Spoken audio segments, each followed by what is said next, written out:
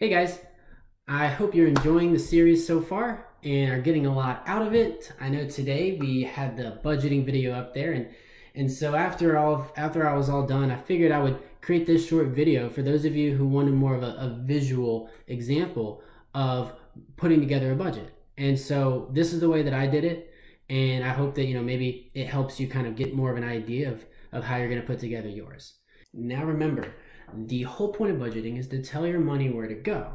And so to do that effectively, we have to figure out first where it's been going. Go back and look at past expenses. What have I been spending my money on, and how much have I been spending on it? Put all that together, and we're going to create two budgets. We're going to create the before, what's been happening in the past, and then what's going to happen in the future. So, budget number one. And this is just an example, not my finances. I just came up with these numbers.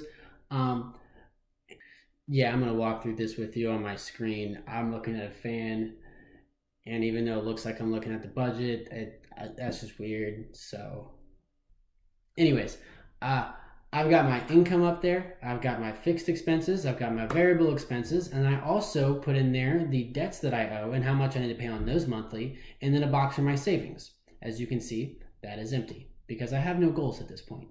And $15 an hour at 40 hours a week over there in my income, actually that comes out to $2,400. But remember, I said to, in your budget, take out the taxes first. And so you can actually calculate that based on your last pay stubs. You can see what percentages are being taken out. Added odd jobs in there, mowing lawns, whatever it may be. And then I just went through my expenses, fixed expenses, variable expenses. This is all. You can go back and look at how you've been spending on all of these. I did put in there, as you can kind of look on the left column there, the dates at which each of those bills are due. Now that's important to understand, and I'll go over that more in the next segment on savings. Moving on, I've got my variable expenses there, and I found out that I'm spending about $500 in between groceries and entertainment, which could be a variety of things. Going to bars, movies, frisbee golf. Lame. Hey, frisbee golf is not lame.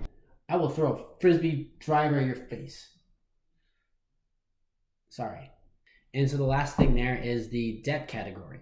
Now, as you can see, I barely had anything left over before that, but that $150 that has to go as a minimum payment to the credit card companies each month pretty much takes up the rest of it.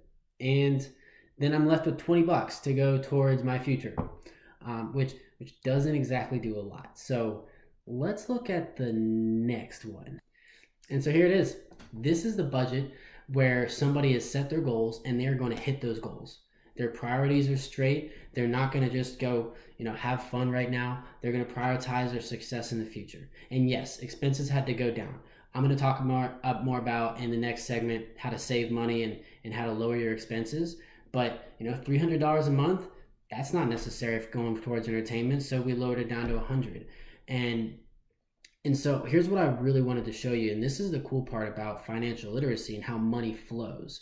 Now, because of the expenses going down, this person has been able to save $250 a month in their savings rather than the last person who had $20 a month.